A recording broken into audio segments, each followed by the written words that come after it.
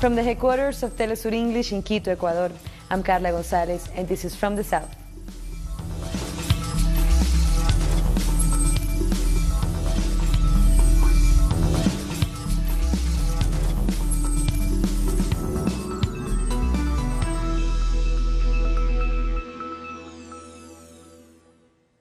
We start in Nicaragua, where the government of Daniel Ortega and opposition sectors are meeting in Managua for the beginning of talks. A behind-closed-doors meeting mediated by representatives of the Nicaraguan Catholic Church was accompanied by the Inter-American Human Rights Commission. The meeting began this morning with the participation of President Ortega and Vice President Rosario Murillo, along with representatives of the opposition of the Justice and Democratic Civic Alliance. The agenda is expected to be focused around three areas: safety, verification, and judicial and electoral matters. With the resuming of the dialogue, the national government aims to put a stop to violent acts that have so far claimed the lives of over 212 people. In the early hours of Monday, citizens of the Nicaraguan town of El León started cleaning up the debris and roadblocks left by opposition activists. Local families, with the support of local authorities, began clearing the streets to guarantee mobility and safety in the residential zones, an attempt to bring an end to the violence and destruction that has been stirred up by violent groups. Nicaraguan police confirmed that a police officer was killed in the municipality of Nagarote during a similar cleaning initiative. Major Zaira Yulisa Lopez was helping local residents clear debris from the streets when they were attacked by a group of opposition activists armed with firearms and homemade mortars. Police are investigating the matter and attempting to track down those responsible for this killing. Acts of violence continue in Nicaragua. Recently, right-wing criminal groups set fire to Matagalpa City Hall, burning down the offices of the local government headquarters. The vandals had stolen some valuable items such as vehicle tires, cars, spare parts of the City Hall vehicles, among other things.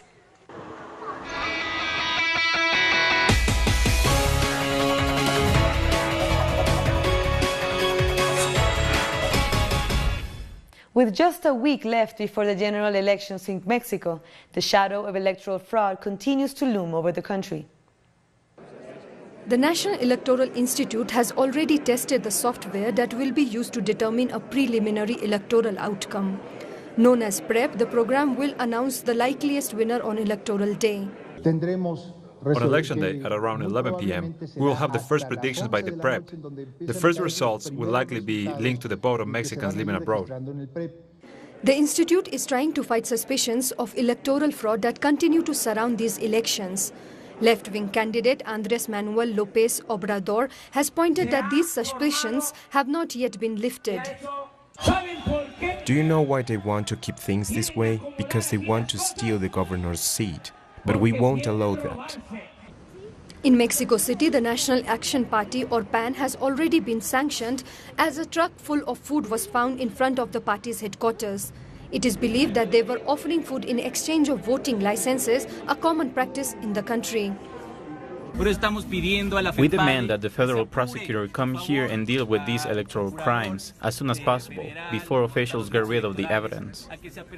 During his campaign's closing rally, conservative candidate Ricardo Anaya said that he is a victim of a dirty war prompted by the ruling party, the PRI. They have attacked opposition candidates as never before, according to Anaya. Be that as it may, on July 1st, Mexicans will cast their votes in one of the 155,000 polling stations to be set up across the 32 Mexican states. And presidential candidate Ricardo Anaya held his final campaign rally in Mexico City at the iconic Ángel de la Independencia monument. Anaya pledged before thousands of supporters to tackle corruption and poverty if elected. He is placed second in polls behind left-wing candidate Andrés Manuel López Obrador. Around 89 million voters are eligible to vote for the successor of current President Enrique Peña Nieto.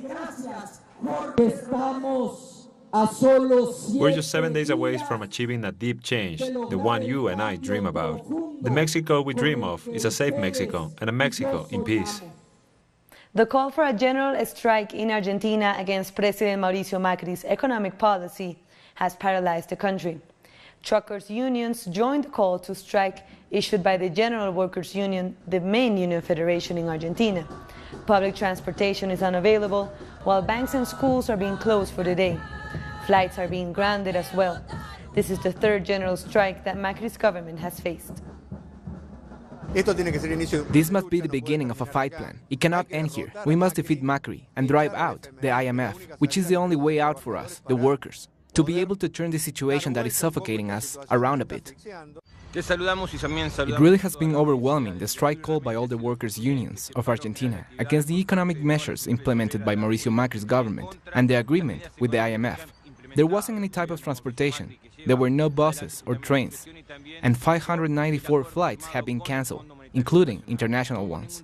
It was really a strange day, like a Sunday or a holiday, not only in Argentina's capital, but also in the main cities of the country. This rejection by the people is in the hope of a change in the economic plan by Mauricio Macri's government. The strike and the stoppage of activities will continue to show how the workers feel with the current policies in Argentina. That was Edgardo Esteban from Buenos Aires. El Salvador's Deputy Minister for Salvadorians Abroad visited migrant detention centers in the U.S.-Mexico border. Our correspondent Ernesto Ábalos has the details from San Salvador. The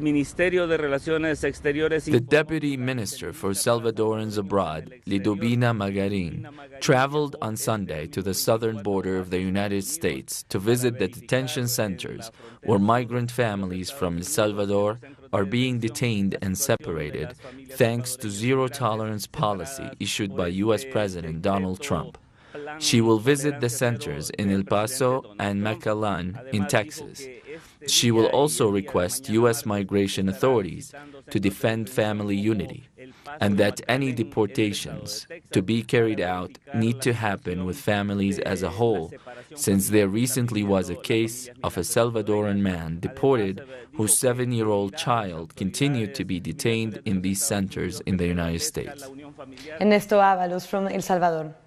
U.S. Attorney General Jeff Sessions has asserted that the Trump administration would continue its practice of detaining and prosecuting adults who cross the border illegally while accompanied by children. The President has made this clear. We're going to continue to prosecute those adults who enter here illegally. We are going to do everything in our power, however, to avoid separating families. All federal agencies are working hard to accomplish this goal. And the U.S. military is apparently set to play an increasingly active role in Trump's immigration policies. U.S. Secretary of Defense Jim Mattis confirmed Monday that the U.S. military is preparing to house immigrants at Fort Bliss and Goodfellow Air Force Base in Texas. Yeah, the two bases, that is confirmed now that those will be the two bases, Goodfellow Air Force Base and Fort Bliss. But I cannot confirm the specifics on how they'll be used. We'll provide whatever support the Department of Homeland Security needs in order to house the people that they have under their custody. So we will work that out week by week. The numbers obviously are dynamic, so we'll have to stay flexible in our logistics support for Department of Homeland Security. Colombian authorities have confirmed that the bodies found near the border with Ecuador on Thursday are in fact the missing Ecuadorian press team abducted earlier this year. The results of the analysis of the bodies found in rural area of Tumaco showed that the bodies are the newspaper team of El Comercio. Colombian Attorney General Néstor Humberto Martínez made the announcement outside the Institute of Legal Medicine of Cali on Monday. We'll take a short break now, but join us again after this video from our multimedia team.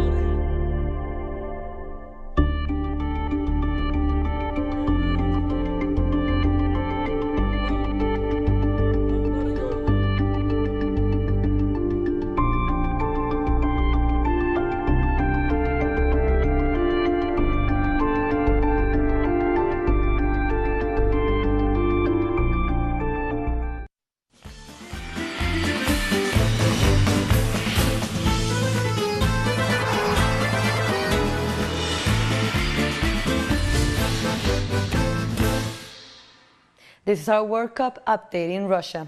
Uruguay won 3-0 against host team Russia in Group A. Both have qualified. Also, Saudi Arabia won 2-1 against Egypt, but their teams are already out of the competition. In Group B, Morocco and Spain have drawn 2-2, and Portugal also drew 1-1 against Iran. Uruguay and Russia fans left the arena after the last match in the group's phase, now looking forward to the round of 16. Uruguay burnished their World Cup credentials with a 3-0 victory over 10-man Russia, finishing top of the Group A with a perfect record, while dampening the hopes of the tournament hosts, who had to settle for the second. I think it was a fair game, but not a fair score. I think we should it should be a draw or something like this. And I also hope that we will face Portugal in the playoff. I hope. I'm Russian Tsar. Russian Tsar. Russian is king. I like vodka. I like vodka. And I like vodka and salo. Vodka. For Egyptian fans, the focus was on Salah and his future in the national team after finishing bottom of their group with 0 points. It was a sad send-off for Salah, who missed the opening game of the tournament with a shoulder injury that he picked up during Liverpool's defeat at the Champions League final against Real Madrid in May. For some, the injury was a major factor in Salah's performance, while others were a bit more unforgiving. Well, I don't think it's important because I think that he prefers to play for his team, Liverpool, rather than to play for the national team, where he could be injured or may feature some difficulties, and that's it. That's why I don't think it's important. It's better to find another player that gives more to the team rather than him. On the other side, Spanish supporters were overjoyed to watch their team snatch a 2-2 draw against Morocco to qualify for the World Cup Final 16 and take the top spot in Group B, beating Portugal on goals scored. Moroccan striker Khalid Boutag gave their side an early lead, but was leveled by Isco. Of course, because we won, not won, we draw, but we go ahead in the match. That's very good. That's great for us. That's great for us. Go ahead. Portugal and Iran drew 1-1, advancing to the World Cup round 16 behind Spain from Group B, after a staggering strike by Ricardo Quaresma was cancelled by a stoppage time. Penalty by Iran's Karim Ansarifard. In the second half, we did very well. We were on top of the game until the penalty, which we didn't make. It's part of football. Not everything is perfect, so we didn't make it. There was a moment when things balanced. They evened out. 1-0 made Iran believe, and then the game got a little weird. There was a lot of fighting on pitch, a lot of aggression, and then we lost control a little bit. Now to a unique World Cup story. Football may not seem like the sport of choice in a floating fishing village in Thailand, but a lack of grass and solid ground couldn't keep a group of kids from playing their favorite sport. 30 years ago, in a floating fishing village next to the island of Koh Phangan in southern Thailand, a group of determined children decided to create a floating pitch. One of those kids, Prasit Hemin, is now all grown up, but one thing has remained the same. He is still a football fan, and now his club has won the Youth Football Championship in southern Thailand for 7 consecutive years from 2004 to 2010. We were inspired by devices used in floating fish farms. Then an idea to create a football pitch by laying wooden boards on those devices came to mind. We set up a simple platform on the sea and then expanded it until you could play football on it. Spanish-speaking senior Ludmila Hariova has joined 2 others, 86-year-olds, at the oldest volunteers at the Russia World Cup, helping Spain supporters navigate the city for the match against Morocco. A life that has spanned 9 decades, Hariova was educated at the Leningrad and now St. Petersburg Institute, but spent the last 60 years in Kaliningrad, the tiny Russian enclave on the Baltic Sea between Poland to the south and Lithuania to the north. And I couldn't just stay at home when I learned that the World Cup is taking place for the first time in Russia, for the first time in our city, and I couldn't stay at home.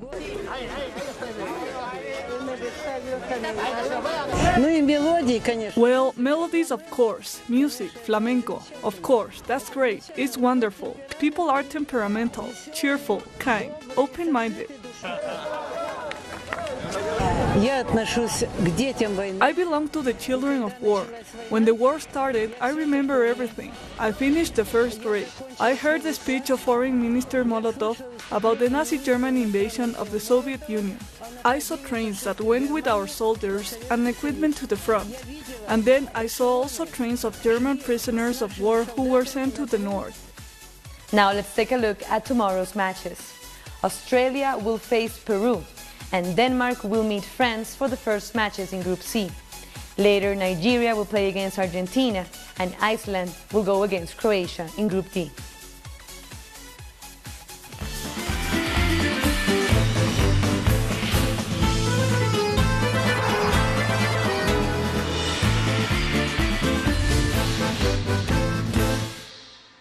Moving to other stories, Brazil's Supreme Court has cancelled a ruling set for Tuesday on an appeal by former President Luiz Inácio Lula da Silva to be freed from prison while he attempts to overturn his corruption sentence.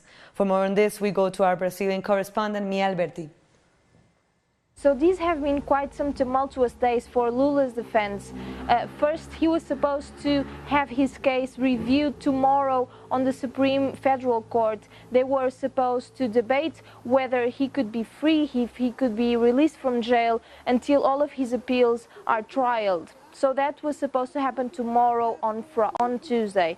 In the meantime, the court that decides which organ trials this and debates this said that it wouldn't be the Supreme Federal Court, but the Supreme Court of Justice. And not only Lula's defense, but also the minister who was supposed to be in charge of this request archived Lula's defense. So it's not going to happen anymore, because he says that this being trialed in the Supreme Court of Justice and not the Federal Supreme Court would not be beneficial for Lula and would actually diminish his chances of being free. So after this, the Lula's defense team today on Monday, they said that they're going to appeal on that decision. So everything is on the open and everything is developing very fast. So we'll keep you updated from São Paulo.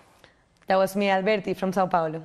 The Venezuela Solidarity Campaign has issued a statement addressed to European Union High Representative Federica Mogherini, refuting European claims of electoral fraud and irregularities during the Venezuelan election. The letter reads, "The claims in your press release are fabrications of the most disgraceful kind, based on hearsay and not on evidence, and unworthy of the EU. It has not escaped notice that the EU was invited to send observers to the elections and declined to do so. None of the criticism in your press release is therefore based on direct EU observation in the field." St. Martin Island in the Caribbean faces a $1 billion deficit in its budget after recovering from the catastrophic effects of Hurricane Irma, which struck in 2017. The Prime Minister, Leona Marlin Romeo, said they need to find additional funds to reduce the gap. The Dutch Recovery Trust Fund, run by the World Bank, has only paid enough to cover 50% of the needs of the National Recovery and Resistance Plan. A Saudi-led airstrike has killed 9 in the Yemeni city of Amran. The victims, primarily women and children, were decimated when their home was hit. Neighboring houses were also destroyed. A medic also revealed that the strike injured scores of other people. The attack was the latest in a series of airstrikes killing and injuring Yemeni people. Another 4 airstrikes hit buildings, including a police station. The humanitarian crisis in Yemen is being blamed not just on the Saudi-led coalition that has been waging war in the country, but also on other governments that support it. Pablo Navarrete reports from London. In May, the United Nations warned that millions more Yemeni civilians are expected to starve to death before the end of the year due to the blockade imposed on the country by the Saudi Arabia-led coalition. Since the war began in 2015, the Saudis' attempts to quash the resistance movement against Western and Saudi domination in Yemen has already claimed the lives of thousands of civilians and transformed the country into the world's worst humanitarian crisis. We have over 1 million people affected by cholera. This is entirely due to the total destruction of the infrastructure of the country by the aerial bombardment, as well as there is a suggestion that there's use of chemical/biological weapons in Yemen, deliberately designed to cause the people of Yemen to submit to the will of the Saudi-led coalition. The United Kingdom plays an important role in this crisis. Central to its strong ties to Saudi Arabia is the sale of British weapons to the regime. Yemenis pay the human cost. The UK has armed and supported the Saudi regime every step of the way.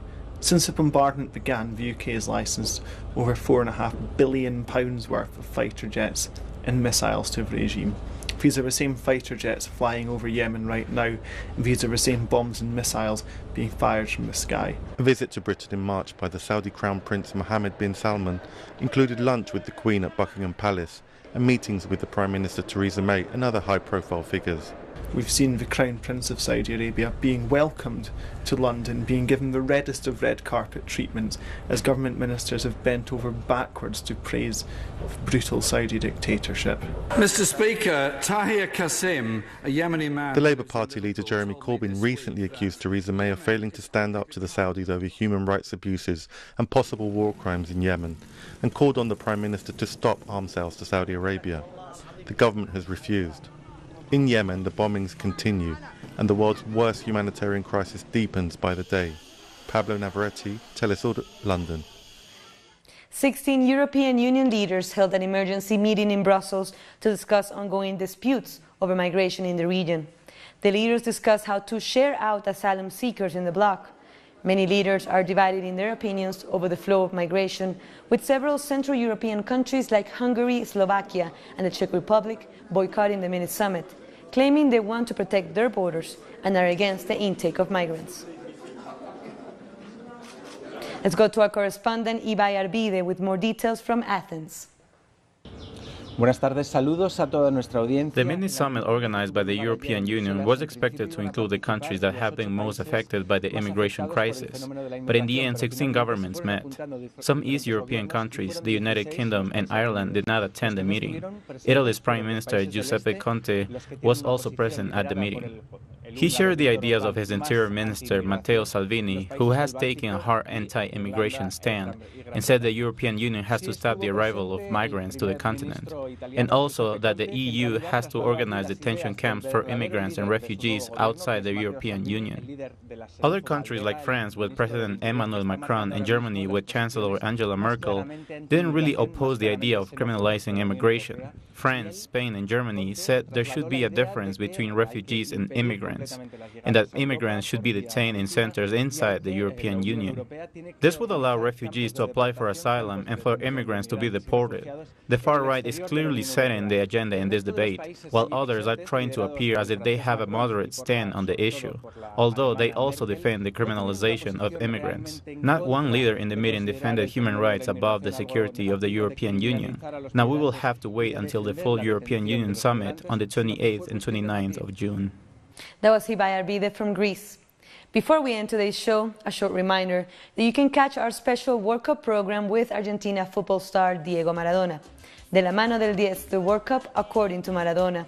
It will air only on Telesur every night during the tournament in Russia.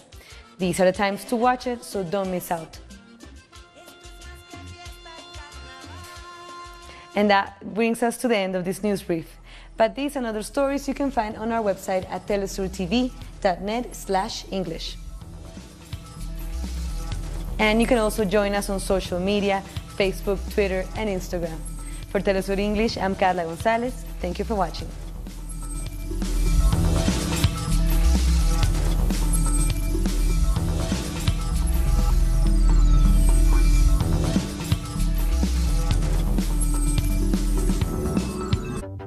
With developing events being presented through analysis, our coverage transcends borders. With renowned journalist Walter Martinez. Salud amigos, tripulantes de nuestra querida, contaminada y única nave espacial. Dossier. Weekdays. Only on Telesur. Y ponga usted las cámaras, señor director.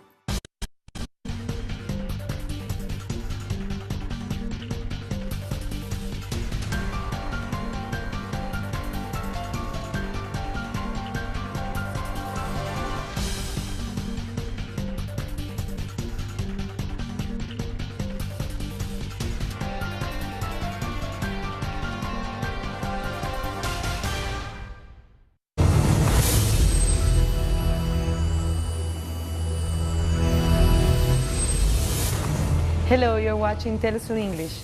I'm Carla Gonzalez, and these are the headlines at this hour. The call for a general strike in Argentina against President Mauricio Macri's economic policies has paralyzed the country. Truckers' unions joined the call to strike issued by the General Workers' Union, the main union federation in Argentina. Public transportation is unavailable, while banks and schools are being closed for the day.